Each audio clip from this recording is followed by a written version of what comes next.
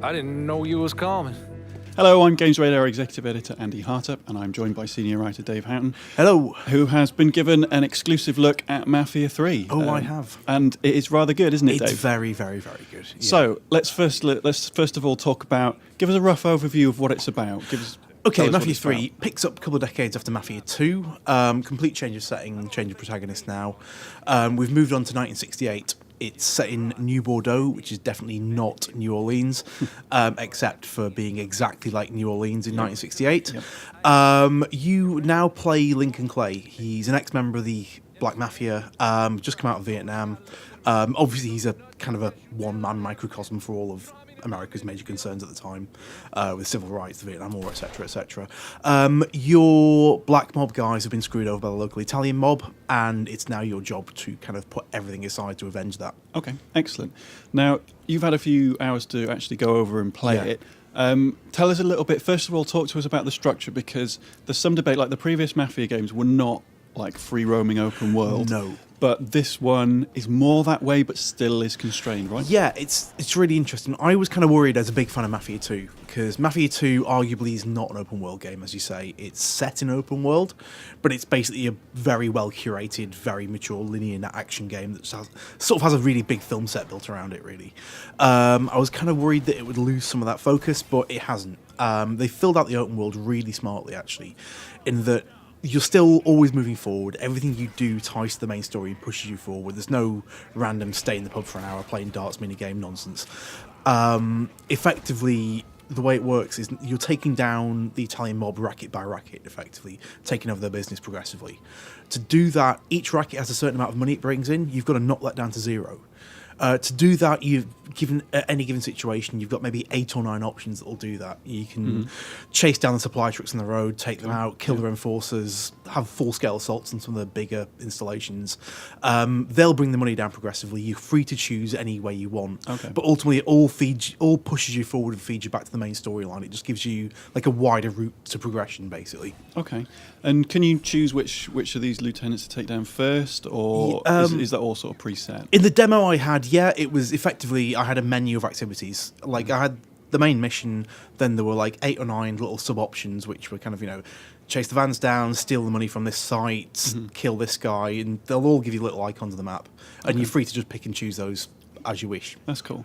Now, one of the things I noticed about Mafia when I first went and saw it last year in August at Gamescom is how wonderfully violent it is. Oh, it's disgusting, but really satisfying.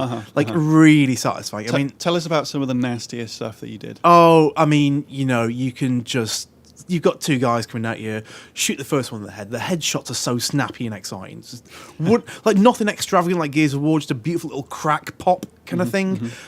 Shoot one guy as he's falling, sprint ahead, grab his mate, knee him in the chest, stab him through the throat, or stick a knife through his chin up through his head. You can... there's bits where I've punched a guy, then grabbed him by the neck and choke slammed him down into a wall, Undertaker style. That's horrible. It's brilliant. That is horrible. Yeah, that is properly nasty. Yeah. No, I really, really love that. And there's some driving stuff as well. There is. Did you get to do much of that? I did a little bit of driving. Yeah. How does it feel? It feels really good. They've actually ported over Mafia 2's driving model. Okay. Which makes sense because it's still one of the best for open world. It's got that perfect blend of madcap kind of craziness and proper chuckability of your cars, but you still feel there's a definite kind of driving game purity to it as well.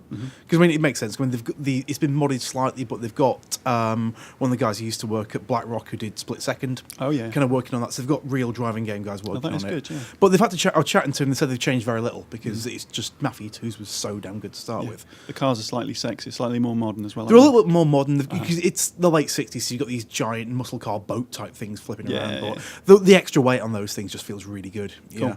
So there's also a strategic layer to the action as well, isn't there? In terms of that you put your own lieutenants in charge of certain businesses, don't you? So tell us a little bit about that.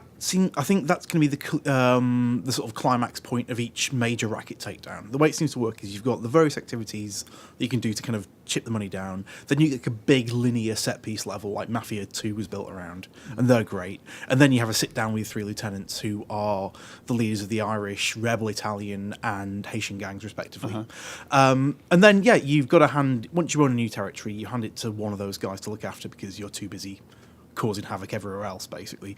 That gets really interesting because if one of them starts feeling like the others are getting preferential treatment, they're going to start getting pissed. Oh, really? Yeah, That's they're going to start getting really annoyed. I mean, but the thing, so you've kind of got to try and treat everyone fairly, but you can't because every bit you give them, they'll give you a new upgrade with they give maybe a you new perks and handout, things like that, new don't they? perks like stuff like Vito. You can call him in and he'll send some muscle down for you to help you out in a tough fight.